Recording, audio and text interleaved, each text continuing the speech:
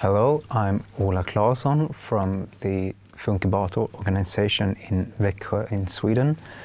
I'm sitting here today with Diederik van der Velde. He's from Belgium, from the Dutch-speaking part, and he is in Sweden as a volunteer. He's 26 years old, and welcome. Good afternoon.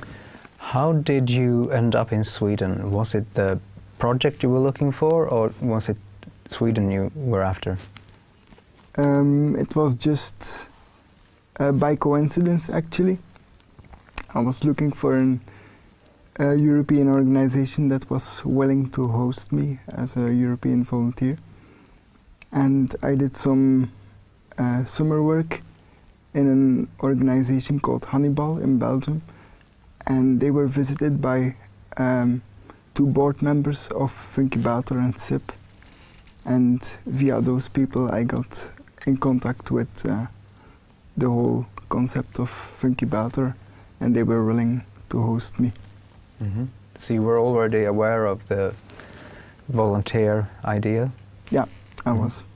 And when you say that you were a part of a Belgian organization, how did you get into the world of the ideal work from the beginning? The EVS idea, you mean? Mm-hmm. I was always interested in getting to know other European countries and their habits, and I knew that there were some projects going on there, and I heard just some friends that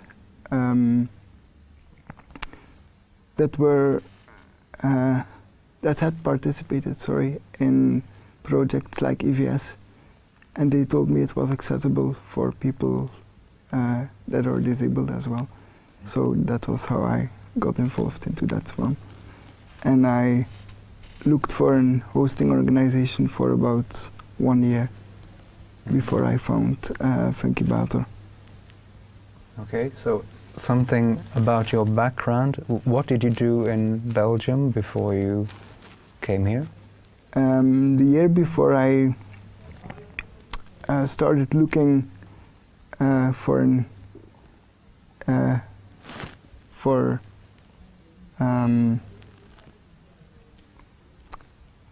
a way of getting involved in EVS, I was just looking for a job in Belgium because I just graduated as an historian in Belgium, and it's a working field that isn't that popular on the job market.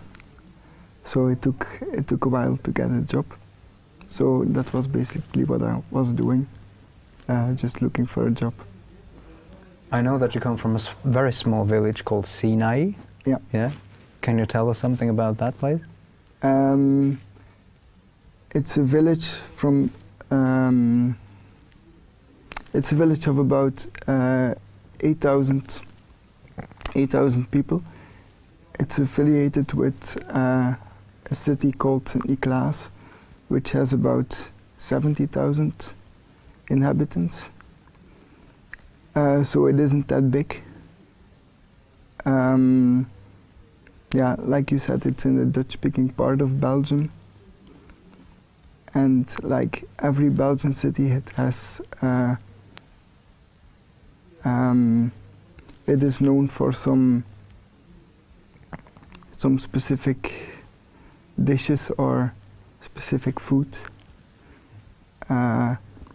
It has, for example, also the biggest marketplace in Belgium, and some specific fairs like a balloon fair, which is like one of the biggest in the world, in the beginning of September each year.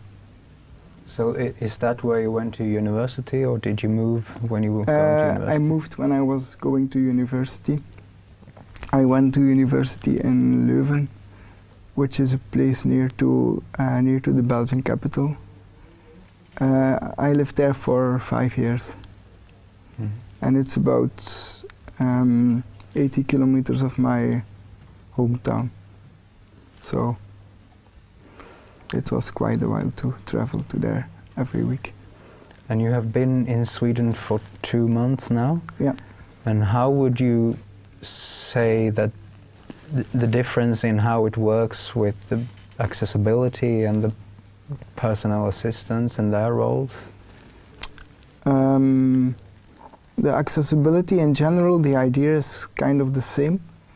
Just the distances are a bit bigger here in Sweden. It isn't that the publicity isn't that big, so that may influence how accessible the town is. But the general idea is kind of the same. About personal assistance and healthcare, there are definitely some differences. I noticed when I talked to other volunteers that the way it works on the European continent is different from the 3 or 4 Scandinavian countries. So that's something to get used to in the beginning, especially the first 2-3 weeks that I was here. And after that, it got a bit better. So it's just getting used to it. And once that's done, you can just live with the difference. So when you arrived here in the late summer, what was your first impressions of Sweden? The first impression is, I think it would be for most people, is a change in weather. It might be a bit cliche, but it is really like that. Because the weather changes here just so quickly. I'm from Belgium, so I'm used to a lot of rain and not that much of sun. But in here it's even different. But there is a lot of nature here, and nature that I like, and it doesn't influence the accessibility too much. I mean, the way that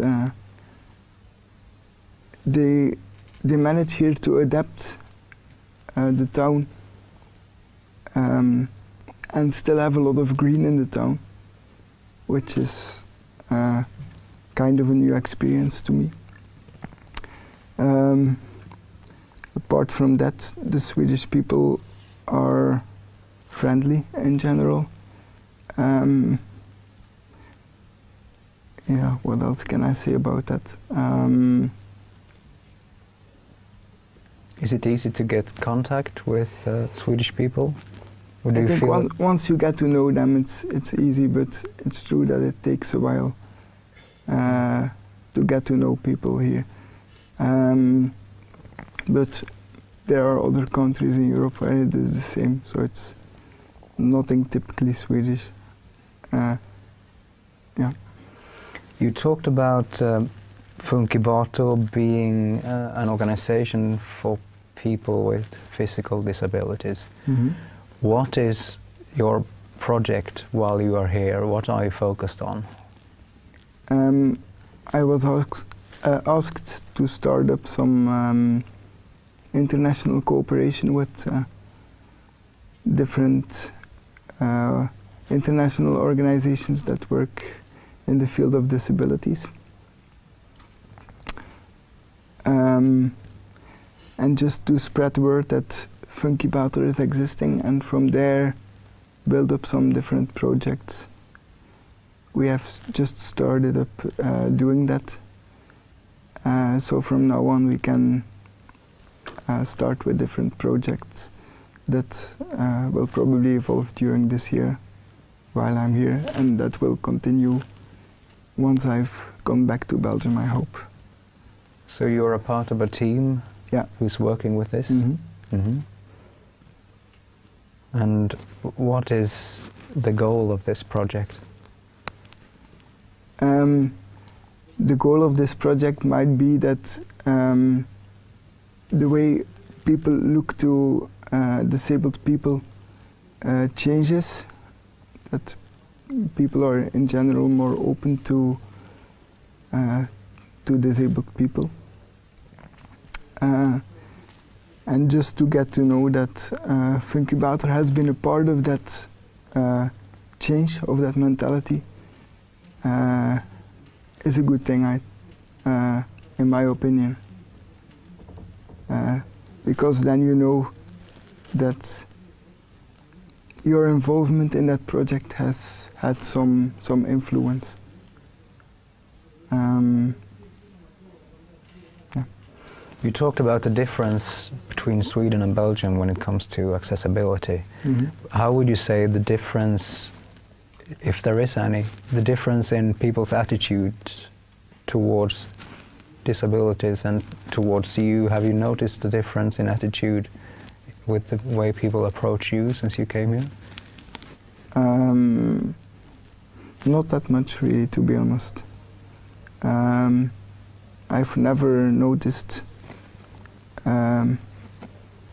too much pressure of people, or people that were reluctant to talk to me or whatever, so it's not that much of a difference. There is some difference, but I can't really put it in words what it is. It might be something cultural, I don't know. There is a difference, but I don't know how to explain it. But the attitude in both ways, both in Belgium and here, is a constructive one and is a healthy one. So in both ways it's quite okay. Mm-hmm. You talked about what you hope to achieve within the project. Mm-hmm. What do you hope to achieve or to learn on a personal level? Have you thought about what this year as a volunteer will do to you? The thing I mostly hope is that by being here for a year and live on my own, that I will get some knowledge and some experience that I couldn't build up just by being in Belgium and by having a job over there. Because I think that would be a good accomplishment and something constructive to have when I'm looking for a job anew in Belgium. Something that might be different from my working experience in the past. Because just when you graduate university, you have mostly no working experience. So I hope this year might give another image to people that are working, that are willing to give me a job. And also I hope that getting in contact with other nationalities from all over the world opens my view to other nationalities and to the world in general, because that's also part of the goal of the whole EVS project, just to get to know people and to be open to other countries and just to feel some kind of connection, mostly in between Europe then. Mm-hmm. To know that we're all a part of the same continent. You talked about working. How old were you when you went to university? 18, like it is usual in Belgium. So you hadn't worked? No. Before that? No? And you didn't, I know you didn't study anything that had to do with disabilities, but are you planning to work within this field? In the beginning I didn't think of it really, but once you get aware of your position, also in here, it might be something new to me, it might be even very constructive for me as a person, or for the organization or the employer that I will work for, just to have some kind of connection with a disability group or whatever. Mm. So it is a possibility, yes, to work in that field. And that wasn't anything you had considered before you came here? Maybe without knowing it, yes, but I wasn't aware of it that much. I am now. And has it somehow been, have you been affected by the fact that there now is an organization like Funkibator who works exclusively with these kind of questions? Not specifically, because in Belgium those organizations are also existing. It might be more the fact that all those organizations are existing all over the world and that they're trying to get connected to each other. That's a field that I would like to explore more, also professionally, not only in volunteer work. So yeah, that might be an opportunity. So the project you're working on is based on the internet, basically? Yeah. Yeah. How has the internet changed as the accessibility aspect? Being that you are physically enabled to do certain things, it must be a great help to have the internet where you can talk to people. I mean, it's a great help even if for someone like me. Yeah, it's without doubt that it's definitely a help. I think for, let's say, 90% of people with a disability in a wheelchair or without a wheelchair, the internet indeed is a great help just to meet people or to stay in contact with people or to meet people from abroad, so it definitely is a help. Even when you're able to go outside and to use things like public transport, the internet is there to look into timetables or to book a place, an accessible place on a train or a plane. So yeah, it definitely is a help, and a help that you didn't have before the internet, so it's definitely an improvement. Would you say that Sweden is a good country for traveling? You mentioned trains and planes and... I think it is, yes. It's all quite accessible. I haven't noticed that much of borders here when it comes to accessibility of public transport. So I guess it is, yes. I know that you've only been here for 2 months, but if you try to think about the best things so far with the EVS experience, is this anything you've considered? Yes, sure. The best thing is definitely getting in contact with people of other countries and hear their experiences, learn from their experiences. Getting to know their habits, getting to know what they do, what they definitely don't do. Those things are the things that you take home with you when you leave a project like EVS. So it's definitely useful. It's amusing sometimes. So yeah, that's definitely the most important part of my my project so far, or the EVS project in general. What are you doing outside your schedule hours? Do you have any hobbies? Here in Sweden, you mean? Yes. My hobby in Belgium was mostly reading. And I think it will continue here in Sweden. For now that's reading in English, but I hope that will evolve sometime later into reading in Swedish, simplified Swedish, I mean, probably. How do you feel about the Swedish language? Have you managed to learn anything? Not that fluently so far. but it definitely has some similarities with Dutch, English and German, so yeah, I feel quite familiar with some of the sounds and words. So, one last question. Mm-hmm. Have you seen or touched any moose? I think you should turn the question upside down and ask, do they want to be touched? Because if they don't want to be touched, then I will not touch them. Okay, so it's Yep. up to them? Yeah, it's up to them. Thank you very much. You're welcome. And from Öppna Kanalen in Växjö, Sweden, we say have a nice day.